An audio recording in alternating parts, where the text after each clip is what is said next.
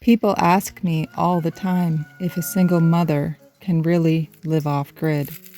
And the honest answer is, it depends.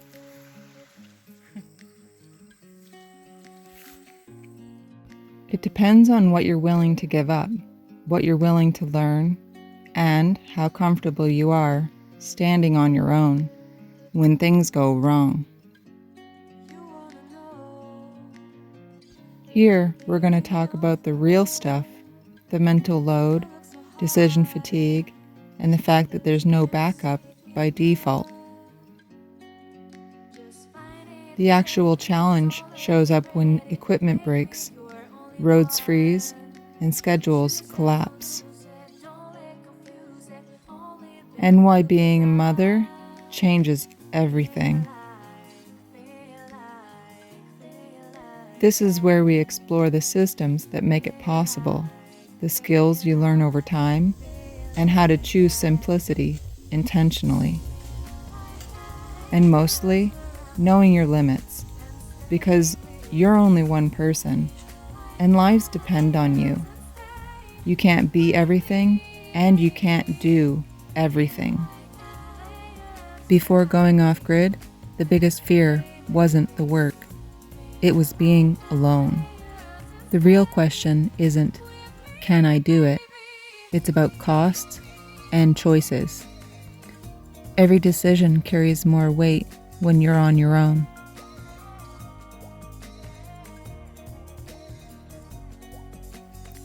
There's no one else tracking what needs to happen next, and small decisions add up faster. The mental load is the part you don't see in photos.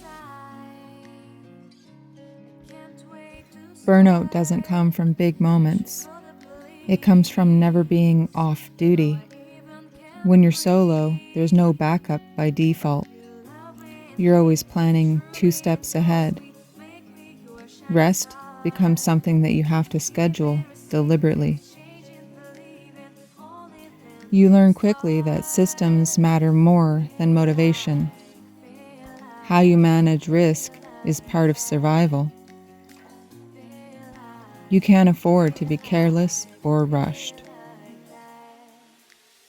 Good systems reduce panic and wasted time. They give you a margin when something goes wrong.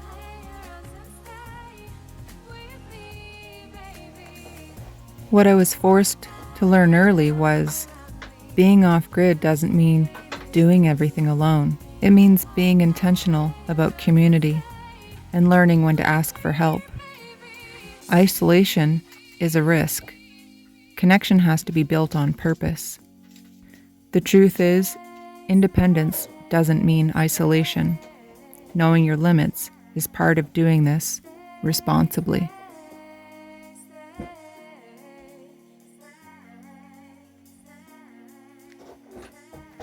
This is the part most people don't talk about.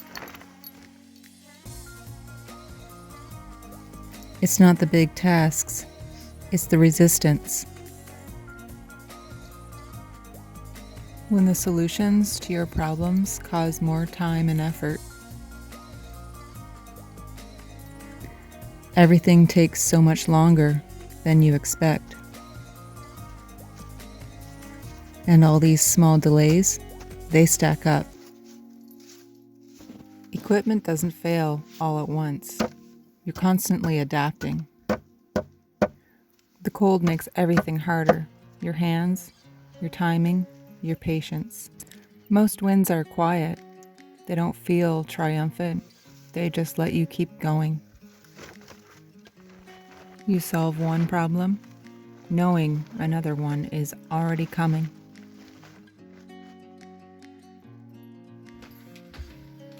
"7 a.m. and my power went out." There is no grace period. When something goes out, it's immediate. Power isn't optional. Some things have to be handled right away. You learn to prepare even when you're tired, because stopping isn't an option.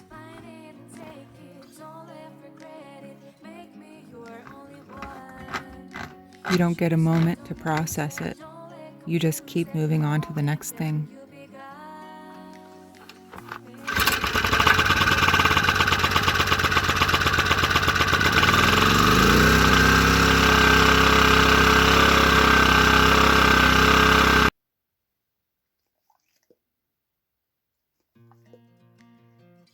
And this is where being a mother changes everything. Because you don't just manage risk for yourself anymore.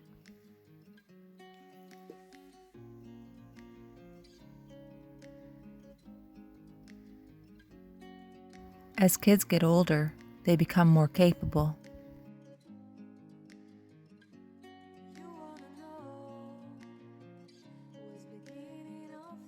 But capability doesn't mean compliance.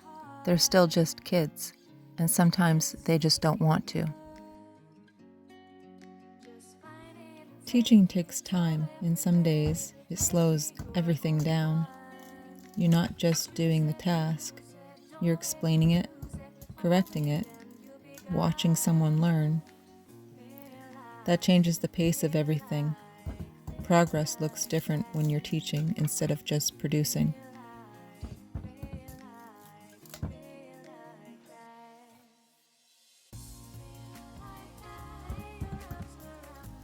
Planning isn't optional. Kids create zero margin for error. You have to be ready before things go wrong, not after. There's no room for improvising once you're already behind.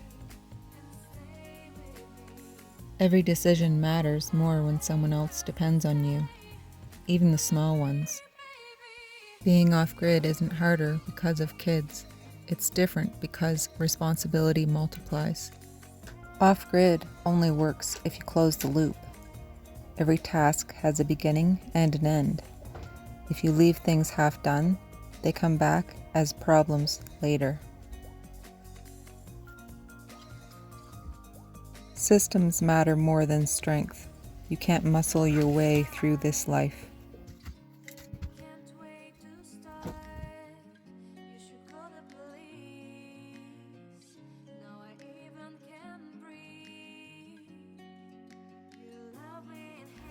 Pacing is part of survival. You have to know when to stop, even if the work isn't finished. Burnout helps no one. Maintenance is invisible, but it's what keeps everything working.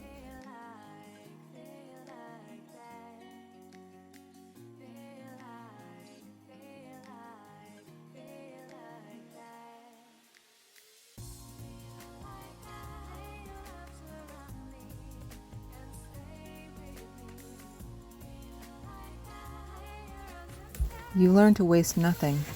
Effort becomes fuel. Everything feeds into something else. That's not romantic. It's practical.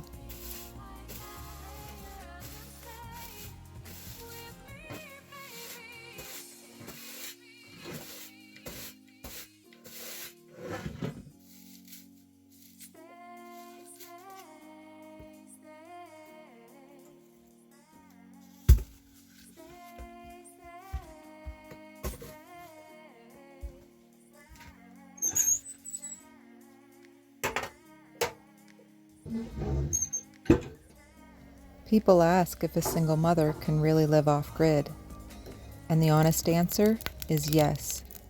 You trade convenience for responsibility. You trade speed for intention. You trade the illusion of backup for systems you build yourself. When you plan instead of pushing.